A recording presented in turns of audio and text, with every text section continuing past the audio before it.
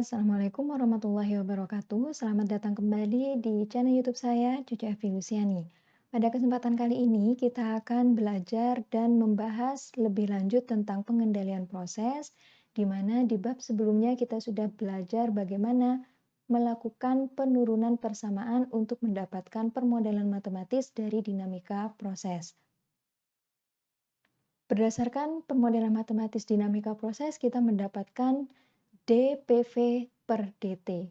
Nah, dari dPV per dt, kita masih belum melihat dan belum bisa menentukan bagaimana perubahan PV setiap waktu.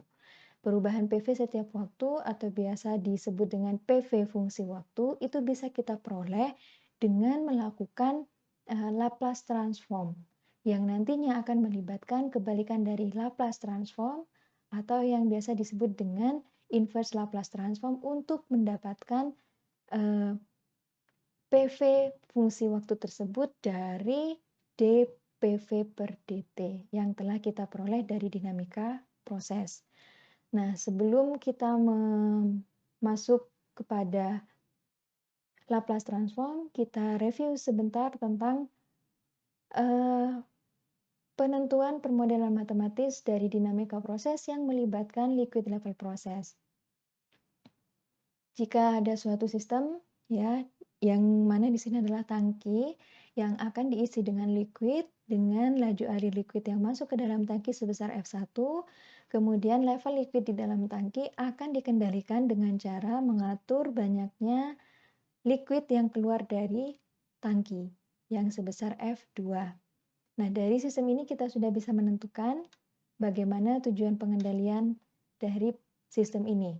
Tujuan pengendaliannya tidak lain adalah mengendalikan level liquid di dalam tangki agar sesuai dengan set point dengan yang menjadi input variable yang tidak lain adalah manipulated variable itu adalah banyaknya atau laju alir dari liquid yang keluar dari tangki yaitu sebesar F2. Dengan disturbance-nya itu adalah nilai F1 atau laju alir dari liquid yang masuk ke dalam tangki. Karena laju alir liquid yang masuk ke dalam tangki di sini diberikan perubahan sedikit, pasti akan mengganggu atau merubah nilai level liquid di dalam tangki. Kemudian tentunya yang menjadi PV itu adalah level liquid di dalam tangki dengan SP atau set point-nya itu adalah nilai PV dalam hal ini adalah level liquid di dalam tangki yang diinginkan. Jika kita menggunakan controller, yang kita pilih itu adalah feedback controller. Dari sistem ini kita juga bisa menggambarkan bagaimana diagram instrumentasinya, yang mana di sini level liquid di dalam tangki akan dihubungkan dengan manipulated variable-nya yang tidak lain adalah F2. Ya, sesuai dengan logika pengendalian prosesnya. Dari sistem ini kita juga bisa menentukan dan menjabarkan, menurunkan persamaan untuk dinamika prosesnya yang melibatkan material balance. Kita mendapatkan persamaan akhirnya adalah A dH per dt sama dengan F1 minus F2, sehingga jika kita ingin sisi kiri ini hanya dH per dt, maka kedua ruas kita kalikan dengan 1/A. Sehingga kita mendapatkan dH per dt sama dengan 1/A kali F1 minus F2. Nah, dari dH per dt ini kita masih belum bisa melihat bagaimana H fungsi waktu atau perubahan H setiap waktu. Maka dari itu, untuk kita bisa mendapatkan dari dH per dt, kemudian kita bisa mendapatkan hasil akhirnya itu adalah H fungsi waktu, itu dilakukan dengan menggunakan Laplace transform. Ya. Sebenarnya dH per dt untuk diubah menjadi H fungsi waktu itu bisa dilakukan dengan integral, ya. Mengintegralkan terhadap dH dan mengintegralkan terhadap dt. Tetapi jika fungsinya tidak sesederhana itu, kita akan kesulitan untuk mendapatkan nilai H fungsi waktunya. Maka kita bisa menggunakan Laplace transform untuk memudahkan perhitungan dari dH per dt menjadi H fungsi waktu. Laplace transform di sini akan mengubah dH per dt menjadi Hs, ya. Jadi kalau ada Hs berarti di sini S-nya itu menunjukkan fungsi Laplace, ya. Dari fungsi Laplace untuk menjadi Ht perlu dilakukan inverse Laplace transform. Nah, Hs di sini biasanya kalau di dalam praktikum pengendalian proses itu disimbolkan dengan Gs, di mana Gs-nya itu merupakan kotak dari FCE plus proses. Dengan inputnya itu tidak lain adalah sinyal MV atau persen PO. Dengan outputnya itu adalah PV. Nah, kenapa kita perlu melihat atau menentukan fungsi waktunya? Karena kita ingin mengetahui bagaimana perubahan nilai PV yang dalam hal ini adalah H setiap waktu ketika kita berikan perubahan dari inputnya. Inputnya di sini adalah persen PO. Jika kita ubah dari persen PO1 menjadi persen PO2 dengan perubahannya dikatakan sebagai perubahan fungsi step, jadi dari PO1 langsung diubah menjadi persen PO2. Misalkan persen PO1-nya adalah 20%, ya. 20% itu menjadi persen PO1 misal. Jadi misalkan di sini 20%. Kemudian langsung saya ubah menjadi 50% sebagai persen PO2. Maka kita ingin melihat bagaimana respon dari nilai PV yang terbaca ketika terjadi perubahan yang secara mendadak ini dari inputnya, ya. Sehingga kita harus mengetahui atau menggambarkan kurva output di mana menghubungkan antara sumbu Y-nya itu adalah level, dalam hal ini adalah persen PV, ya, yang biasanya dinyatakan dalam bentuk persen, kemudian terhadap waktu sebagai sumbu X-nya. Nah, ketika tepat terjadi perubahan PO atau perubahan input, apa yang akan diberikan atau ditunjukkan oleh PV? Bagaimana perubahan nilai PV setiap waktu? Sehingga dari perubahan PV setiap waktu itu, kita bisa mengetahui kapan dia akan mencapai nilai kondisi steady state-nya dengan adanya perubahan persen PO atau perubahan inputnya, ya. Makanya di sini ketika di kurva input kita menggambarkannya itu adalah MV sebagai sebagai sumbu Y, kemudian T sebagai sumbu X. Sedangkan kalau kurva output yang menjadi sumbu Y itu adalah PV terhadap atau sumbu X-nya itu adalah waktu.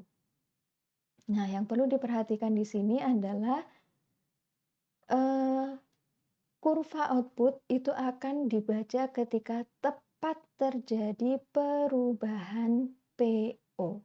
Jadi waktu di mana tepat terjadi perubahan PO, persen PO, atau dalam hal ini adalah input, ya, tepat terjadi perubahan input, bagaimana respon dari PV-nya terhadap waktu. Jadi di sini yang ditarik garis adalah ketika sudah benar-benar tepat dilakukan perubahan input. Jadi bukan nilai PV dilihatnya atau kurva outputnya itu dibuatnya tidak dari sebelum dilakukan perubahan persen PO, ya, tetapi ketika tepat dilakukan perubahan PO, persen PO. Dalam hal ini adalah sinyal MV atau sebagai input dari kotak FCE plus proses. Nah, untuk kita dapat menggambarkan kurva output ini terhadap waktu, perubahannya seperti apa, itu bisa kita ketahui berdasarkan fungsi PV terhadap waktu. PV-nya di sini adalah H terhadap waktu. Maka dari itu kita perlu belajar tentang Laplace transform, di mana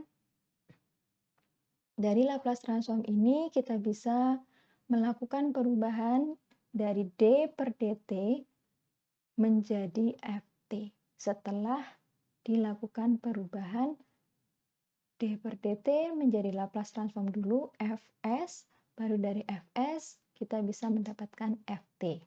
Jadi itu tahapannya ya. Nah, yang perlu kita pelajari di sini adalah Laplace transformnya terlebih dahulu, baru nanti ke inverse Laplace-nya. Nah, Laplace transform itu sebenarnya merupakan bentuk umum dari integral. Ya, dari integral di mana Fs itu dirumuskan sebagai integral dari 0 sampai tak hingga dari Ft kali E pangkat minus St dt.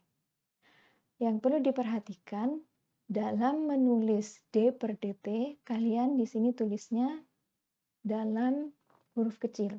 Jadi misalkan tadi H, berarti DH kecil per dt. Kemudian, jika dilakukan Laplace transform, ya, maka kalian tulis dengan huruf besar. Hanya di sini diubah menjadi huruf besar, kemudian dalam kurung S atau fungsi Laplace. Setelah dari H besar fungsi S, kita ubah menjadi inverse Laplace transform menjadi H kecil fungsi waktu. Ya. Jadi diperhatikan di sini untuk penulisan D per dt itu dalam huruf kecil. Ketika sudah di Laplace transform diubah menjadi huruf besar dan di dalamnya adalah S, ya. Kemudian dari Laplace transform kita inverse Laplace-kan untuk mendapatkan nilai seperti yang di D per dt, ya, simbolnya yaitu H kecil, tetapi sudah dalam bentuk fungsi waktu. Oke, jadi itu yang perlu diperhatikan dalam penulisan D per dt, Laplace transform, kemudian hasil dari inverse Laplace transform. Kita kembali lagi ke bentuk umum ya dari Laplace transform. Jadi ini adalah bentuk umum dari Laplace transform. Jika kita memiliki Ft sama dengan 1, misal, jadi Ft-nya di sini kita ganti dengan 1, maka bagaimana dengan Fs-nya? Jadi penurunan rumusnya itu kita bisa tentukan seperti ini. Ft-nya kita ganti dengan 1, berarti 1 kali E pangkat minus S kali T dt. Sehingga tinggal 1 kali E pangkat minus ST berarti kan E pangkat minus ST dt. Nah, dalam menyelesaikan seperti ini, kita perlu mengingat kembali aturan-aturan yang telah kita pelajari dalam melakukan integral. Ya. Nah, E pangkat minus ST di sini bisa kita selesaikan dengan memisalkan minus ST tersebut dengan U. Ya kan? U-nya adalah minus ST, berarti DU-nya adalah minus S kali T. Sehingga DT-nya kita bisa ganti dengan minus 1/S kali DU. Kenapa kita perlu mengganti ini? Karena bentuk integral dari E pangkat minus X ya, dx itu belum ada. Belum ada yang secara paten. Tetapi yang biasanya sudah diketahui itu adalah integral E pangkat X dx. Ya. Kalau kita berbicara tentang integral E pangkat X dx itu sama dengan E pangkat X. Seperti itu. Nah, ini kan masih belum sesuai. Di sini masih ada minus S kali T dt. Makanya kita perlu memisalkan minus S kali T-nya itu sebagai U. Oke? Sehingga di sini dt-nya bisa kita ganti menjadi minus 1/S kali du. Nah, dari sini kita bisa menentukan bagaimana nilai dari hasil akhirnya. Nah, Dari persamaan ini, sebenarnya kita bisa menjabarkannya seperti ini, sebelum ke persamaan ini ya. Jadi dari Fs sama dengan integral dari 0 sampai tak hingga E pangkat U kali minus 1 S du, itu bisa kita tuliskan seperti ini. Fs itu sama dengan integral dari 0 sampai tak hingga dari minus 1 S E pangkat U du. Nah, 1 S-nya itu kan sama dengan, kan tidak ada, bukan merupakan variabel, sehingga dia bisa keluar dari integral. Makanya minus 1 S-nya itu bisa kita tuliskan dari sini integral 0 sampai tak hingga minus 1 S-nya itu keluar dari integral. Jadi minus 1 S kali integral dari 0 sampai tak hingga E pangkat U du. Nah, integral dari E pangkat U du itu kan sama dengan ini. Ya kan? Hasilnya apa? Hasilnya adalah minus 1 S kali E pangkat U. Nah, karena integralnya itu ada batas dari 0 sampai tak hingga, berarti di sini batasnya dari 0 sampai tak hingga. Ya. Jadi itu kenapa di sini hasil akhirnya menjadi minus 1 S E pangkat U dengan batas dari 0 sampai tak hingga. Jadi saya ulangi, di sini untuk nilai integral E pangkat X dx itu kan sudah tentu ya. Nilainya adalah E pangkat X. Nah, hasil dari persamaan ini itu adalah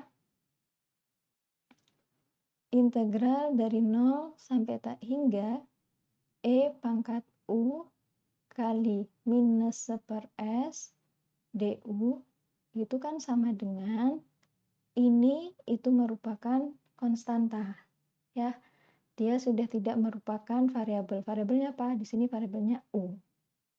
Nah, maka dari itu minus 1 S-nya bisa kita keluarkan dari integral kali integral 0 sampai tak hingga dari E pangkat U du. Nah, kalau seperti ini kan sudah sesuai ya, bentuk ini itu kan sudah sesuai dengan ini. Hasilnya berarti apa? Di sini E pangkat X dx integralnya hasilnya adalah E pangkat X. Kalau integralnya dari E pangkat U du, berarti integralnya hasilnya adalah E pangkat U. Ya kan? Tapi ingat, di sini ada perkalian dengan minus 1 S. Berarti kali minus 1 S. Dan ada batas dari 0 sampai tak hingga. Berarti di sini dengan batas 0 sampai tak hingga. Oke, makanya ini hasilnya sama dengan seperti ini. Ya, jadi itu adalah nilai Fs-nya. Nah, kita ganti nilai Fs tersebut. T-nya, U-nya kita ganti dengan 0 sampai tak hingga tersebut. Maka kita bisa menuliskan U-nya di sini ganti terlebih dahulu, ya, kembalikan lagi U-nya ke persamaan yang sudah kita misalkan tadi. Karena kita akan menyelesaikannya dalam T, ya. U-nya kita ganti yaitu minus S kali T dengan batas dari 0 sampai tak hingga. Sehingga T-nya kita ganti dengan tak hingga. Jadi di sini E pangkat minus S kali T-nya di sini diganti dengan tak hingga, dikurangi dengan minus, jadi hati-hati, di sini tandanya minus ya. Berarti minus ini dikurangi dengan minus ini, tetapi untuk nilai T yang sama dengan 0. Maka dari itu, kita bisa menentukan S kali tak hingga, berarti tak hingga ya. E pangkat tak hingga berarti 0 Kemudian S kali 0 itu adalah 0. Sehingga di sini E pangkat minus E pangkat 0 ya. E pangkat 0 kan 1. Jadi 1 per S. Di sini menjadi plus karena negatif ketemu negatif. Sehingga hasil Fs-nya itu adalah 1 per S. Di mana 0 per S di sini kan sama dengan 0. Sehingga hasil integral, hasil Laplace transform dari Ft sama dengan 1 itu adalah 1 per S. Ini adalah hasil Laplace transformnya. Jadi sebenarnya alur dari pengerjaan Laplace transform ketika kita memiliki Ft itu adalah seperti ini untuk menggunakan integral. Sebenarnya basis perhitungannya itu adalah menggunakan integral, ya. Nah, maka dari itu biasanya untuk memudahkan perhitungan hasil Laplace transform itu sudah dibuatkan di dalam suatu tabel. Nah, di mana beberapa ketentuan tabel yang bisa kalian lihat itu ada di halaman 21 untuk di buku Coben-Auer ya. Tabel 2.1. Di situ ada fungsi, kemudian grafiknya seperti apa, bentuk dari Laplace transformnya seperti apa. Jadi di sini UT di situ fungsi yang sama dengan 1 tadi, hasilnya di sini adalah Laplace transformnya adalah 1 per S. Kemudian kalau ada T kali 1, berarti di situ 1T ya, berarti T itu adalah 1 per S kuadrat. Dengan grafiknya adalah seperti ini. Ya. Kemudian kalau misalkan T pangkat N kali 1 tadi, berarti di sini N faktorial per S pangkat N plus 1. Begitu pula ketika di sini adalah bentuk eksponensial. Ketika eksponensial tetapi negatif, pangkat negatif berarti kan grafiknya turun, maka di sini hasilnya itu adalah 1 per S plus A. Kalau misalkan di sini T pangkat N, ya ini dikalikan dengan T, maka hasilnya adalah yang atas ini adalah N faktorial, yang bawah adalah per S plus A, tetapi dipangkatkan dengan N plus 1. Begitu seterusnya, kalian bisa lihat sendiri di dalam tabel 2.1. Jadi kalau ke kanan, di sini dari fungsi waktu, kemudian kalian ke kanan, lihat di transform ini, kalian bisa melihat bagaimana hasil dari Laplace transformnya. Ya, tetapi kalau kalian bacanya nanti dari kanan untuk mengetahui berapa di kirinya, berarti itu kebalikan dari Laplace transform yang disebut sebagai inverse Laplace. Ya. Nah, beberapa fungsi sederhana yang biasanya digunakan di dalam Laplace transform dan digunakan sebagai perubahan input biasanya ya di dalam suatu pengendalian proses itu ada beberapa hal. Di sini ada fungsi step seperti yang saya katakan tadi, fungsi step berarti diubah dari nilai tertentu langsung menjadi nilai tertentu. Ya. Nah, fungsi step itu biasanya Ft-nya itu adalah UT. Nah, Laplace transformnya itu adalah 1 per S. Itu adalah step function. Jadi kalau fungsi step berarti Laplace transformnya pasti 1 per S. Kemudian kalau eksponensial, jadi E pangkat minus A, yang ini ya, E pangkat minus A kali T, UT, UT-nya tadi 1, berarti Fs-nya adalah 1 per S plus A. Kalau rem di sini dinaikkan perlahan ya, sedikit demi sedikit, maka di sini Ft-nya adalah T kali UT sehingga Fs-nya adalah 1 per S kuadrat. Kalau sin function di sini adalah fungsi sin ya. Fungsi sinus atau yang biasanya osilasi, kalau eksponensial berarti grafiknya turun secara eksponensial karena di sini negatif ya. Negatif E pangkat minus A kali T. Seperti itu. Nah, ini adalah beberapa fungsi yang sederhana yang biasanya umum digunakan di dalam mengubah nilai dari input pada kotak FCE dan proses. Jadi hati-hati ketika dikatakan perubahannya itu adalah perubahan fungsi step, berarti yang kalian gunakan adalah seperti ini, grafiknya dari nilai 1 langsung menjadi nilai kedua. Ya, itu adalah fungsi step. Tetapi kalau misalkan fungsi eksponensial, berarti dari nilai 1 itu diubah nilainya perlahan turun sampai mendapatkan nilai yang diinginkan tergantung dari perubahan yang diberikan, ya. Kemudian kalau fungsi rem, di situ perubahannya diberikan secara sedikit demi sedikit, seperti itu, ya. Biasanya grafiknya seperti ini kalau fungsi rem. Ingat, kalau fungsi step langsung, kalau fungsi eksponensial di situ diturunkan secara eksponensial perubahannya. Kemudian kalau fungsi rem itu dinaikkan secara perlahan, ya, sedikit demi sedikit. Kalau sine jarang digunakan, ya. Itu adalah beberapa fungsi yang biasanya digunakan untuk perubahan input. Nah, kemudian yang bisa kita bahas itu adalah tentang beberapa ketentuan yang perlu kita perhatikan dalam melakukan Laplace transform. Yang pertama, jika di sini kita memiliki dua Laplace ya, dari F1 dan F2, maka kedua Laplace ini bisa kita jumlahkan ya ketika suatu penjumlahan dari suatu Laplace itu sama dengan penjumlahan biasa ya. Kemudian di sini misal Laplace dari itu kan gabungan. Nah, hati-hati juga dalam menuliskan simbol dari Laplace itu biasanya L-nya seperti ini, kemudian tandanya itu adalah dalam kurung kurawal. Ya.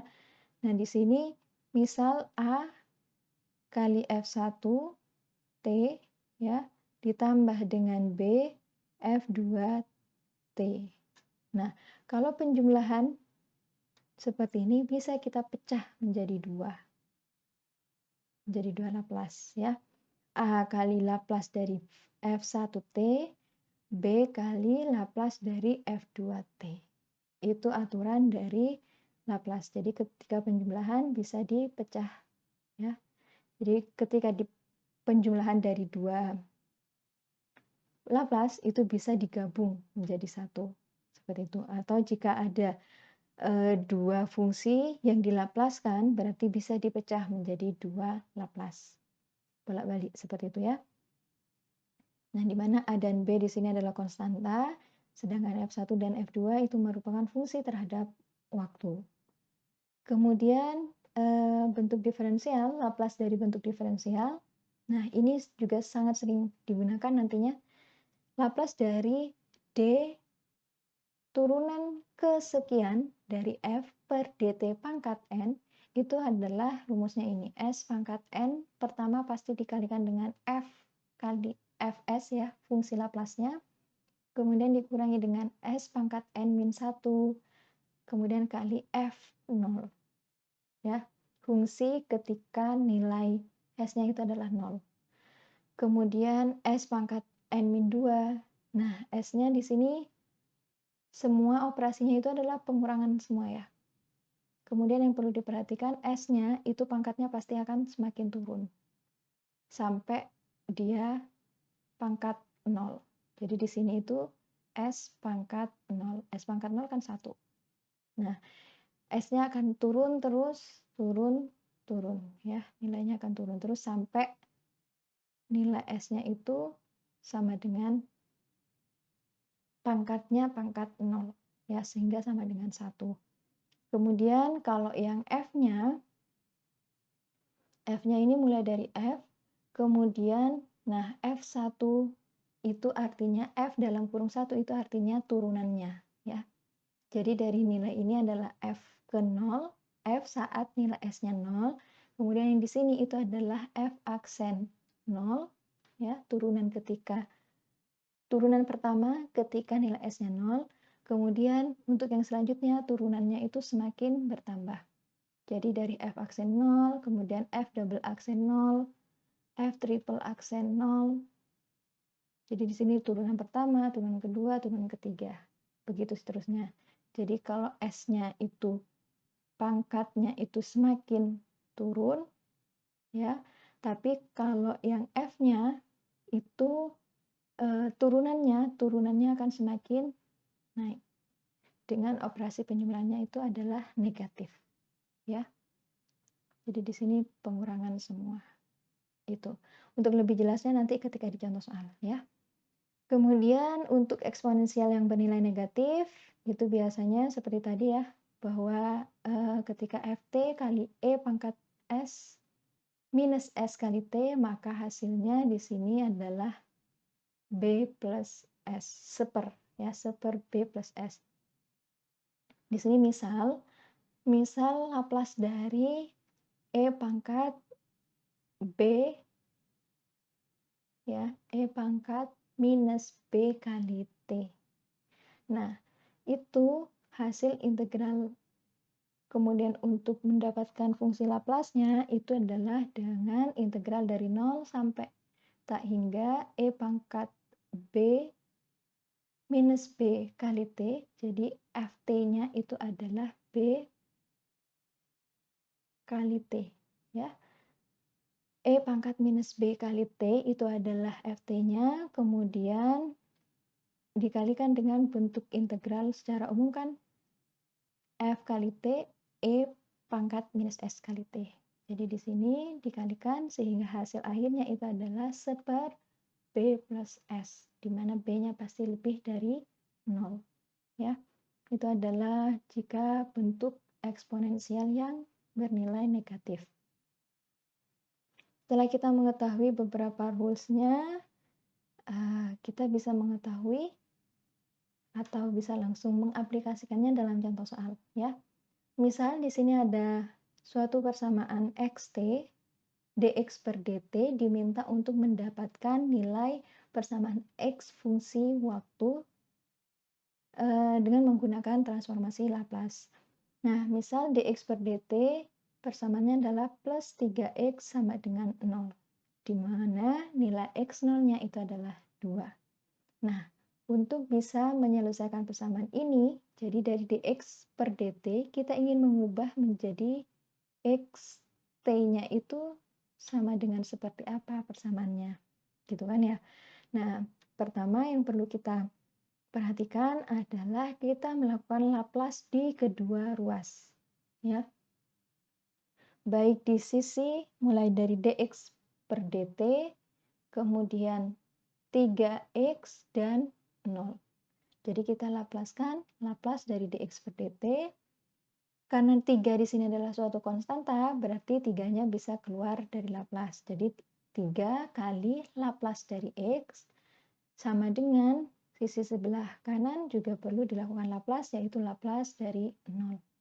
Oke, setelah kita melaplaskan, kita bisa menuliskan hasil dari Laplace-nya seperti apa. Nah, hasil Laplace untuk dx per dt itu seperti pada aturan yang nomor 2 ya, tentang turunan. Jadi kalau misalkan di sini dx per dt berarti hasil akhirnya, hasil dari Laplace-nya itu adalah S pangkat, karena X-nya dx per dt di sini turunan pertama berarti pangkat 1. Jadi S pangkat 1 kali Fs-nya di sini apa? Disesuaikan. Karena di sini X berarti XS. Dan hati-hati, XS-nya harus dalam bentuk huruf besar. Ya, X huruf besar dalam kurung S. Kemudian ini adalah sisi ini. Kemudian dikurangi dengan, ingat, S-nya akan pangkatnya turun. Jadi dari pangkat 1 berarti S pangkat 1 dikurangi 1 menjadi 0. S pangkat 0, F 0. F-nya diganti dengan apa? X. Berarti S pangkat 0, X 0. Apakah akan dilanjutkan lagi? Tidak. karena di sini S-nya sudah pangkat 0, ya. Nah, ini adalah hasil untuk Laplace dari dx per dt. Jadi dx per dt dilaplaskan itu menjadi S kali XS, X-nya besar, dikurangi dengan S pangkat 0 X 0. Ya. Setelah itu, untuk yang 3 kali Laplace dari X itu berarti X besar S. Ya. X-nya di sini kan sebenarnya maksudnya adalah Laplace dari XT. Ya. Laplace dari XT itu kan sama dengan X besar S. Oke. Nah, kemudian setelah itu Laplace-nya dari 0 berapa? Tetap 0. Oke. Nah, setelah itu kita bisa menyederhanakan ini ya. Tadi kan S pangkat 0 berarti 1. Nah, yang perlu diperhatikan nilai X0-nya itu diketahui di dalam soal. X0-nya adalah 2. Ya. Karena X0-nya ada 2, berarti kita bisa menentukan 2 kali S pangkat 0-nya 1. Ya. Sehingga 1 kali 2. Jadi di sini sisi ini berarti adalah S kali X, X-nya besar, dikurangi dengan 1 kali 2, ditambah dengan 3 kali X besar S, sama dengan 0. Kemudian kita sederhanakan persamaan ini. Kita bisa tulis bahwa S XS di sini ya, S kali XS minus 2 plus 3 kali XS. Nah, karena sama-sama ada XS, XS-nya bisa kita kelompokkan. Ya. Nah, di sini minus 2 karena tidak ada kaitannya dengan XS, berarti kita bisa pindah ke kanan. Jadi plus 2, kemudian XS-nya kita kelompokkan. Ya. Jadi S plus 3. Oke, jadi S plus 3 kali XS sama dengan 2. Maka jika kita hanya menginginkan mendapatkan nilai XS, berarti XS sama dengan 2 per S plus 3. Ini adalah Laplace transform dari persamaan ini. Nah, apakah sudah menjawab pertanyaannya? Belum, karena yang ditanyakan adalah X fungsi waktu. Oke. Nah, maka dari itu, dari XS, untuk mendapatkan XT, berarti kita perlu lakukan, ini kan masih dalam bentuk Laplace transform ya, XT-nya kita bisa cari dengan menggunakan inverse Laplace transform. Inverse Laplace transform itu biasanya disimbolkan dengan Laplace pangkat minus 1, kemudian kurung kurawal. Kalau Laplace tadi adalah Laplace, L seperti ini, kemudian kurung kurawal. Tapi kalau di sini adalah Laplace transform, berarti L ada pangkat minus satunya. Inverse Laplace transform. Ya. Nah, maka yang diinverskan yang mana? Kedua ruas. Jadi inverse Laplace dari XS, kemudian sama dengan inverse Laplace. Nah, karena di sini 2, itu adalah konstanta, berarti 2 kali keluar dari 2 itu keluar dari inverse Laplace ya. 2 kali inverse Laplace dari 1 per S plus 3. Hasilnya seperti apa? Hasilnya adalah inverse Laplace-nya dari XS itu adalah XT. Kemudian sama dengan 2 kali inverse Laplace dari 1 per S plus T itu sama dengan E pangkat minus 3 kali T. Dapatnya dari mana? Dari tabel 2.1 ya. Tabel 2.1 itu kita bisa lihat bahwa untuk untuk Fs 1 per S plus A, sini kan 1 per S plus 3. Nah, ini kan sama dengan yang ini, ya kan? 1 per S plus A, di mana A-nya itu adalah sama dengan 3. Maka Ft-nya itu adalah E pangkat minus A pangkat T. UT-nya yang di sini 1 berarti E pangkat minus A. A-nya di sini 3 kali T. Makanya hasilnya adalah 2 kali E pangkat minus 3T. Ya. Jadi ini adalah persamaan akhir untuk dx per dt, nilai x fungsi waktunya itu adalah 2 kali E pangkat minus 3T. Ya. Itu dulu yang bisa kita bahas di kesempatan kali ini. Coba diresapi dan dipahami lagi kenapa kita perlu melakukan Laplace transform. Setelah itu di inverse Laplace transform berdasarkan permodelan matematis yang sudah kita pelajari di bab sebelumnya. Selamat belajar, semoga bisa dipahami, semoga bisa bermanfaat. Kurang lebihnya mohon maaf. Saya akhiri. Wassalamualaikum warahmatullahi wabarakatuh.